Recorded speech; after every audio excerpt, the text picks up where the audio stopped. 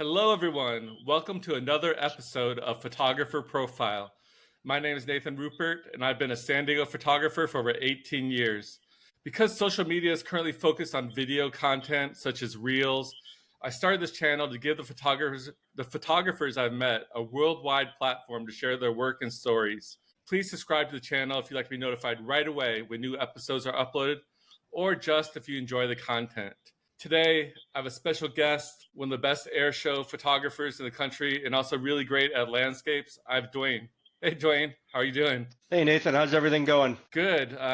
Please give us an introduction about yourself and your photography for those people watching. Sure. So yeah, Dwayne Andrejczuk. I've been in photography. I actually took some classes in elementary school, believe it or not, Wow. but it was with a film camera. And man, I tell you, I had no clue what I was doing. I mean, all the settings and everything, those aren't as forgiving as the digital ones are these days. I actually got into the digital side in about 2007. A buddy of mine who works at the company I work at introduced me to DSLR cameras. I picked it up. I went with the green mode, or P for professional, because again, I had no clue what I was doing. And over the years, I kind of just self-taught myself. I used a little bit of YouTube, but mostly was self-taught, especially when it comes to using manual, because I wanted to get away from the camera deciding the features and the functions of what it was going to do for me. I wanted to be in more control of that. And especially when I started out kind of doing landscapes and seascapes, and you really can't be shooting in some of those other modes when you're you're doing that depth of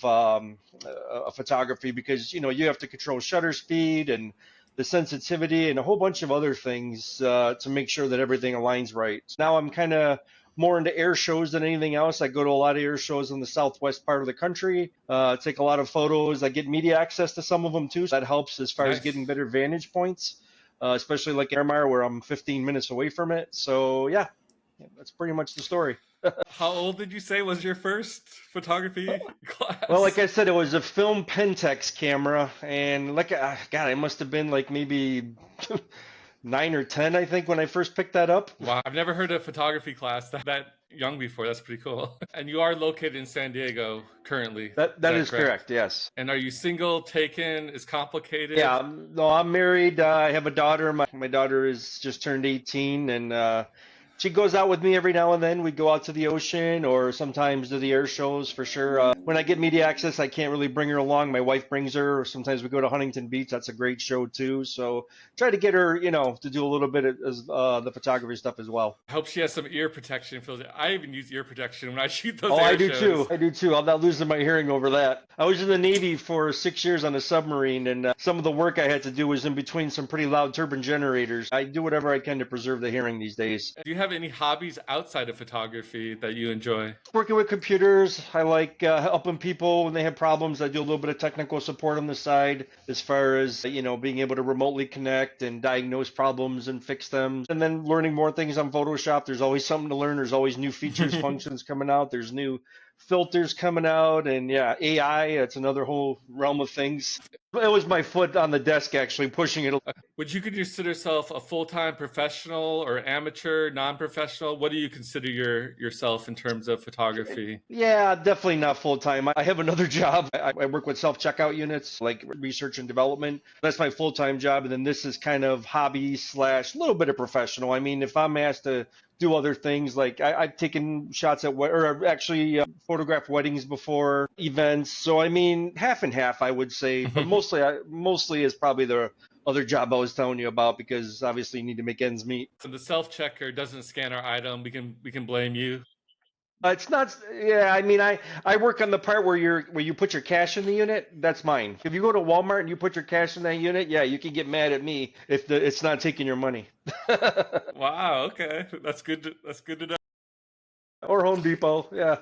After all these years, what keeps your passion to keep going out there shooting, flying to all these air shows? What excites you to keep doing this all the time? It's such a passion. It's such a hype to actually see that thing go by you at 600-700 miles an hour and just sit there and try to hammer away at it and capture it. And then the challenge too of shooting some of your older generation planes, like the prop planes. I try to get the shutter speed down to where we get a full disc blur on there on the props, because otherwise, I mean, sure, you can go out, you could shoot it at 1/2000 and get the the prop plane nice and pristine, but the props are stopped. So where's the crane holding that plane up in the air, right?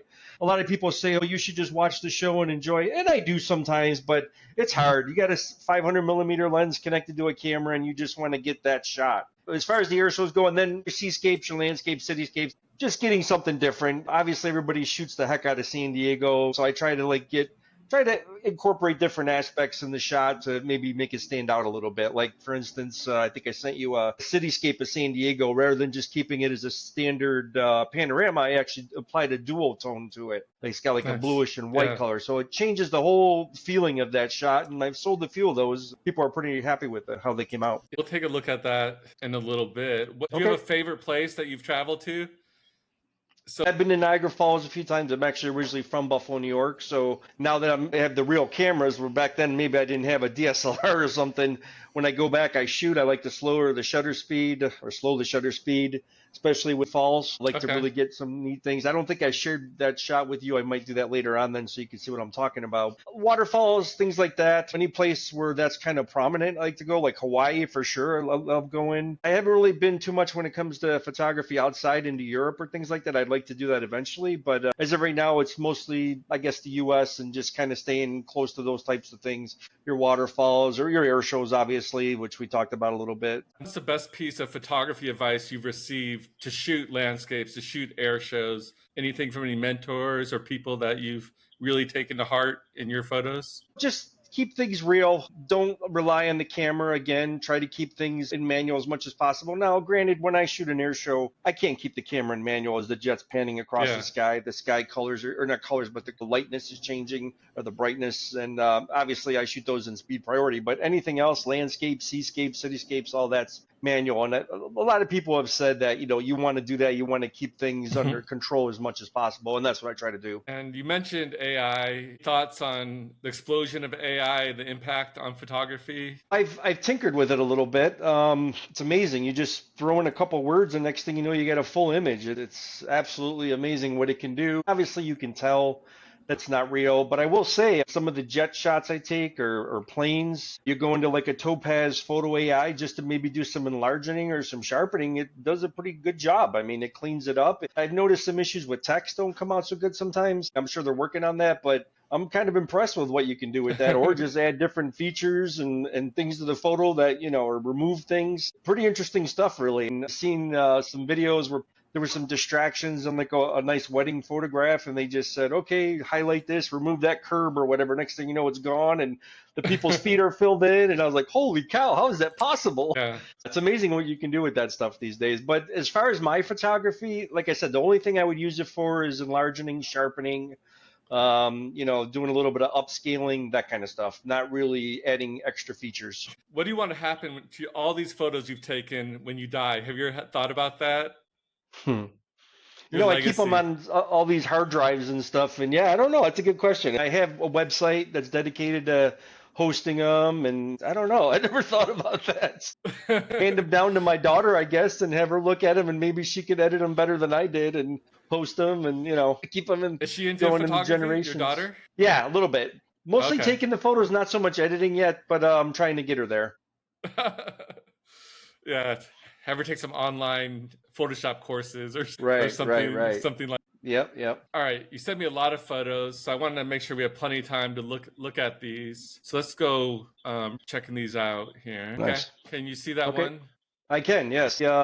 Taking at Nellis Air Force Base, which is a great air show to go to. I mean, they really put on a nice show, and obviously these are Thunderbirds, and they're doing a knife edge cross. I hate to say it, some people are good enough to actually align those jets in the center and take the shot then. But for me, I've tried that, and I miss it more times than I get it. So it's easier just to kind of align on one jet, which you see here. Obviously, the jet that was closest to me, since it's in the foreground, and just kind of pan with it. Good shutter speed, like 1/1250, 1/1600, unless you want to crank the ISO and then even get higher shutter speeds. You're just looking to kind of, get them crossing right in front of each other. Now, obviously on this one, I missed a little bit, but we're talking, hundreds of thousands of seconds between this and where it's going somewhere else. So, I mean, these sometimes are luck of the draw.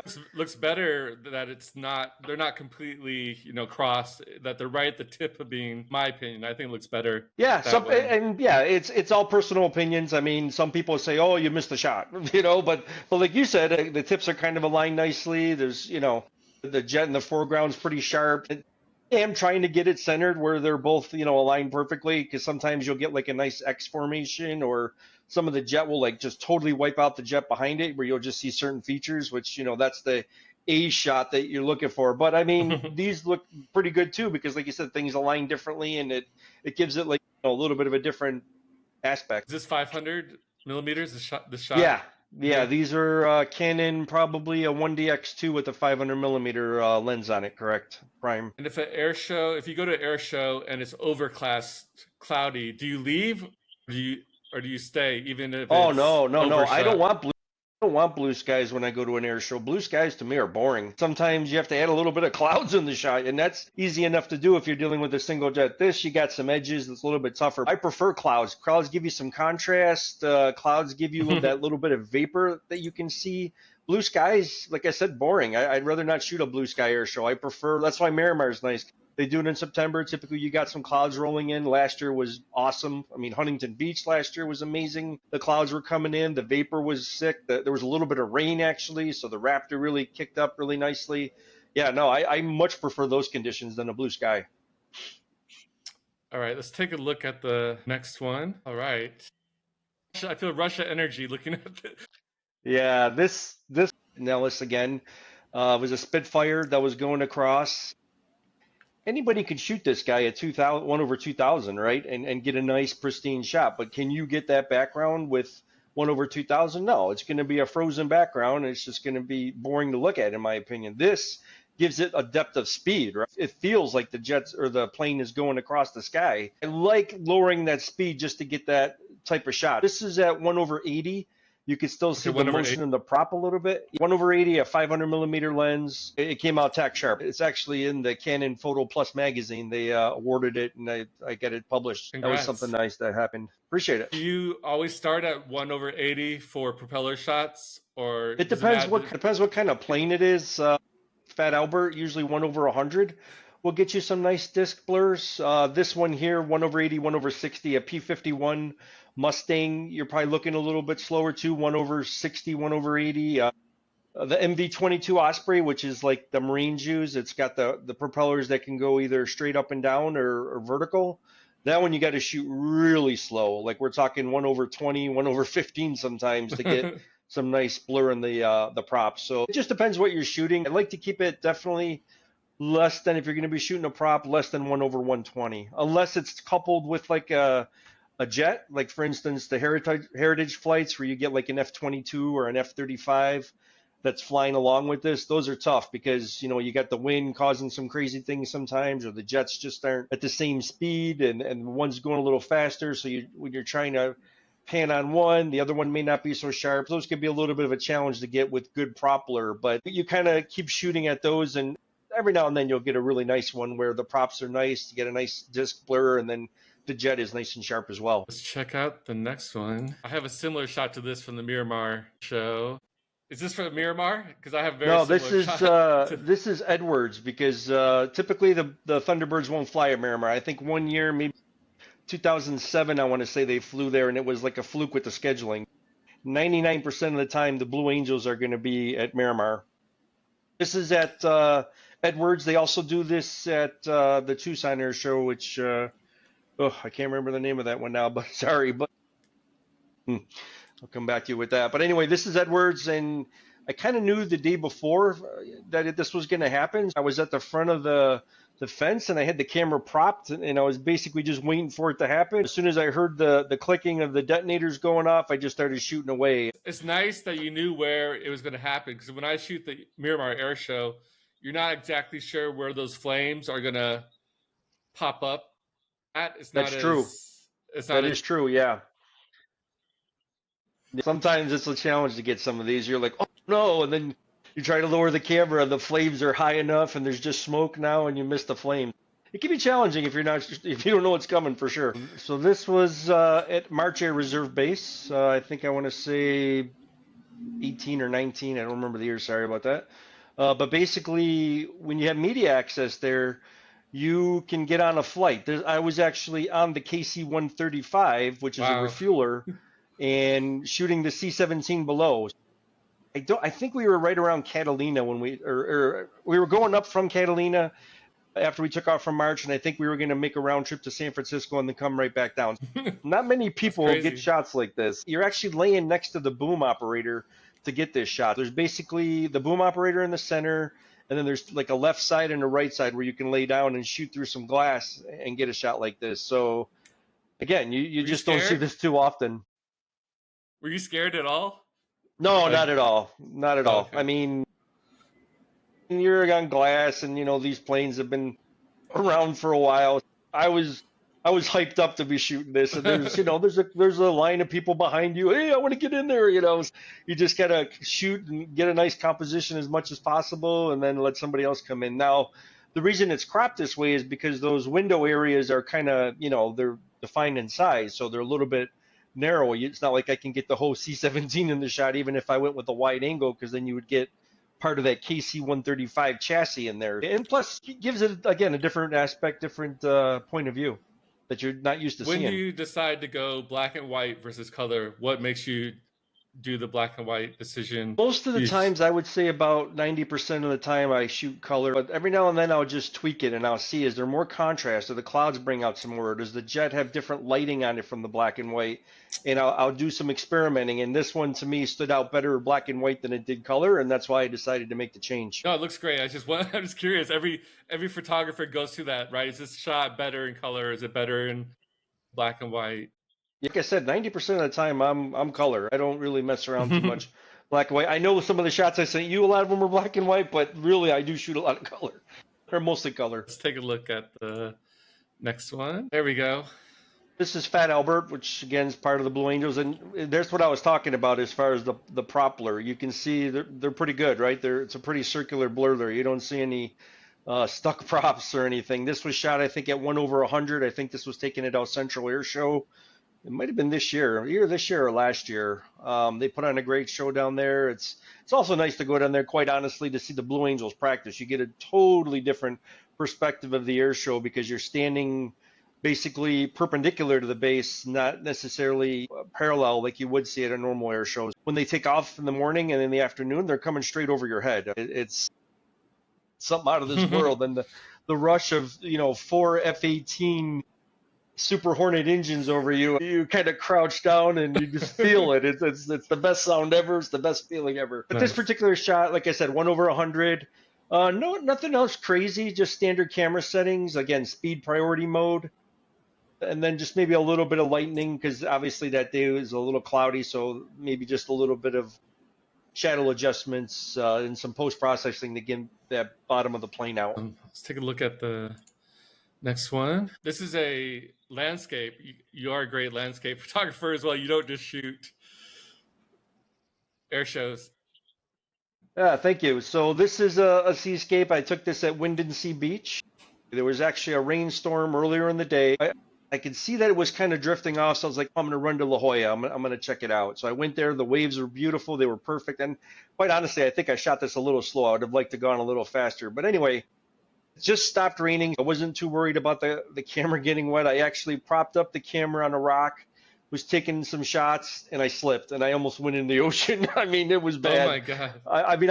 I was literally laying on the rock, holding onto the tripod so that it wouldn't fall in the water with the camera because it was really bad. You're laying because the rock was so much algae and moss on there, and it was wet from the waves shooting over it. That was a very scary moment. I thought I was going to lose the camera, but it worked out good. I mean, the light here was just absolutely to dream for. Right after a rainstorm, you could actually still see the moisture in the sky. This is probably one of my better ones as far as doing seascapes, as far as just getting that light to nicely blend throughout.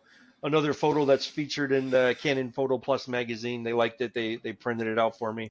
Did you have a filter on this? Was this HDR or just normal? I think what was the exposure on this? I want to say maybe about 1 second, maybe a little bit more than 1 second. And yeah, I used the Koken filter, especially back then when I took this. This might have been 11, I want to say.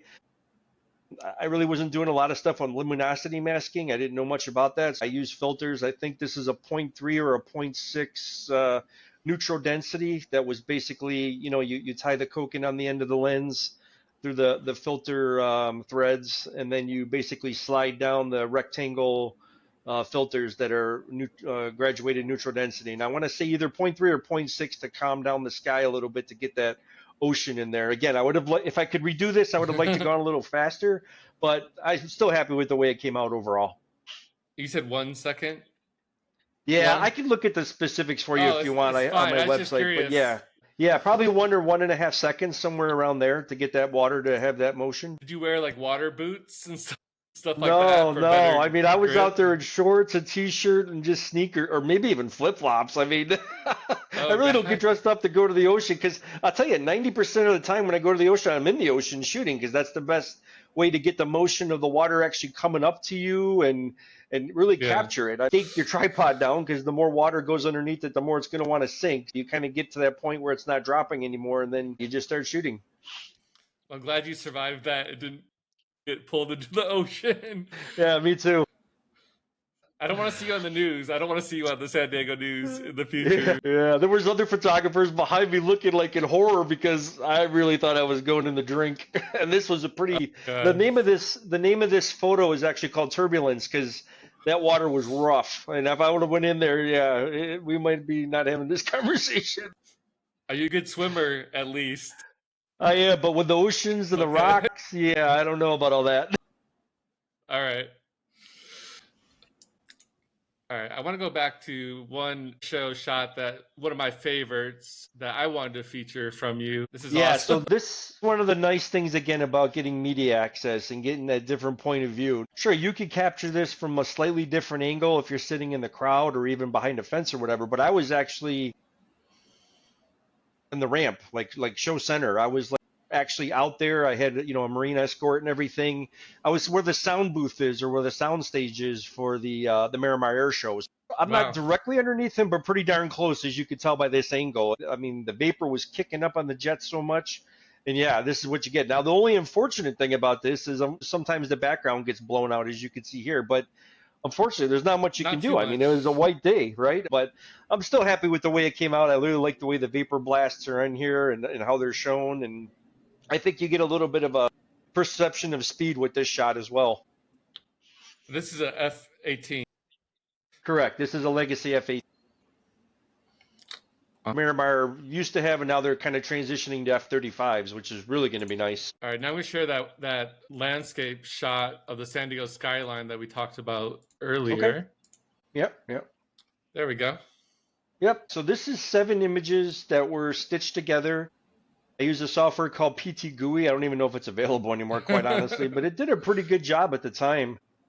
Obviously, they were taken at night, and it was, I think I want to say maybe F8 or F11 as far as the exposures, or the f-stop, and then the time 25 seconds maybe, I want to say, because obviously, you need to grab the light and capture everything. So again, 7 separate images, basically rotating the camera on the tripod and then stitching everything together. Got a nice colorful shot, liked it, and decided to, bring it up a notch and do a little bit of a dual tone conversion on this. So in Photoshop, it's easy enough to do this with your hues and saturations, sliders. Decided to do a little conversion. This has been pretty popular. I was selling some prints a while back at like a photography show, and some of these people, a lot of people like this shot, and I actually sold quite a few of them. It worked out nicely. I was going to approach Coronado, because this is where it's taken from, like one of the gift shops there, and then just kind of never everything in line. The owners and stuff was a little bit tough getting a hold of them, so never really worked out. But I think this might have done well if it was something that was sold as like a souvenir or something. But neither here or there. Taking the shot myself probably 10, 15 times. The thing about this shot is you have airplanes constantly flying in, and you have boats, ferries constantly going across that area during the long exposures. Have to kind of Photoshop those out or get lucky and hope that they don't go by. Yeah, I don't. Right, they're constantly coming. That's easy enough, though, just to drag the the healing tool across and take care of that. Now, keep in mind, this was like 2008, I want to say. I think I took this. So the tools back then weren't as good as they are now, where you could easily remove that stuff. So Yeah. definitely some work. I was pretty happy with the way it turned out. Even in the color side of things, this came out pretty good, I thought. And again, 7 images stitched together. Really can't tell, can you? And Here's another thing with that is you want to get certain conditions too. You can see the water, not a lot of motion in that water there. So it worked out really well. There is motion in this water. Yeah, yeah. And here's another one. I was in the water. I didn't fall this time. I was good. But shots like this, you really got to stake that tripod down because as that water's coming up, the sand is going underneath it. It's kind of moving away. Your tripod's sinking. So you really got to stake it down. And then probably about 1.3 seconds on this shot over here. Probably, again, a filter over the top to make sure everything was clean as far as getting that good exposure on the sky and then maintaining the motion and the waves as well. Is this the tide pools, La Jolla tide pools? This is Wind & Sea Beach, actually. No, this is Wind a and Sea, little bit okay. south of that. Yeah, I guess you could say La Jolla, or the like the hospital's reef. It's between there and the hut for Wind & Sea Beach. It's in that strip of beach right Okay. there in between. This actually was a little bit lower tide, as you can see the algae, seaweed growing on the rocks and stuff. I mean, it worked out okay. I think this was shot maybe in February, I want to say, time frame. I think the winter sunset years, are just spectacular. So that's the best time to go out. I don't like shooting in the low tide conditions where you don't get the motion of the water. I like to have at least 2 or 3 feet of tide usually, and it works out pretty well. I mean, even if the seaweed's exposed, it's not as bad as when you just see dead seaweed laying everywhere. That kind of takes away from the beauty of the shot. How often do you go shoot landscapes now these days? Yeah, not as much, unfortunately. I mean, I don't know. I guess it's the air shows that draw me in. Unfortunately, work keeps me busy a little bit. But I know during the winter I try to get out definitely as much as possible because I know that 9 times out of 10 you're going to get a good sunset. Now going with seascapes, you're dealing with June gloom and some of the marine layer coming in, and they're just not as picturesque. The sunsets just aren't as good by the oceans. Definitely in the winter you're getting your better conditions. I try to get out there when I can in the winter and then try to look for different vantage points too. Look at different types of areas to shoot to, get those different looks. And now we're looking at a shot that you missed. I know we've seen all these amazing, perfect shots so far, but even Dwayne is not perfect. Yeah, and this one really hurt to miss it. When I looked at the viewfinder after I was like, oh my God, you got to be kidding me. Because you don't usually see that full cloud in the back like that. I mean, nowadays, I guess it's happening more, but this was shot in 2010. So, and that's why the jet looks a little, not so good. And by the way, this is not processed whatsoever because who's going to process a shot that didn't work out? The jet's going by pretty fast when you get that effect happening. And I think this most likely was with a 40D 100-400 lens. So obviously at 400 most likely too. I just missed it. I mean, I'm sure a lot of people miss some of these and you look back at it and you kind of cry because again, this had really nice vapor on it. And, if you could have centered this out, it would have been, killer shot. But yeah, it happens. They're moving pretty fast, these guys.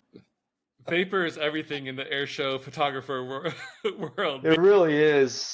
All right. Well, that's all the photos. But we have a couple more questions before we wrap it up here. Okay. Do you have a dream shot that you haven't taken yet that's on your to-do list? You have to get this type of shot. Yeah, there's a beach in Maui. It's called Hidden Beach, and it's not that hard to get to. I know exactly where to go. I'd like to get a seascape there because there's some beautiful palms that hang out on the edges, and it's just a really picturesque shot. I saw some other people do it, but every time or the couple times I've gone, the tides have been a little bit too high and the water's been rushing in a little bit too hard, and I haven't been able to get that perfect seascape. So yeah, I'd like to go back there sometime and time that all properly and get that. And then I'm trying to think. Kona's nice. I went there a couple years ago before COVID, and I tell you, the sky just blew up by where the volcano was, and nothing was erupting or anything, but the sky certainly was. I just didn't have everything set up ready to go for that. I was focusing on the crater, shooting that. I don't know if you've ever been there to shoot that, but there's only a certain amount of people that can shoot it at one time, and there's people waiting in line kind of thing. I was so irritated I couldn't get out of that position to get the shots of the sky shot. It was just phenomenal. And I kind of regret missing that. So I'd like to go back there, do more of that. I'd like to do I think up in Oregon, I want to say it's that one of the blowholes in the water in the ocean. I forgot the name of it now. Jeez. But anyway, you kind of trek out a little bit. You get out there, and then the water kind of seeps in, and then it kind of shoots out too. And that's some really nice seascapes there. I'd like to go for air shows. I'd like to go to Europe. The Riyadh show is just amazing when you get all the Okay. different countries and all the different jets there. I mean, that's, I've seen some photographers, friends of mine go there, and just I get all jealous of them. Jealous.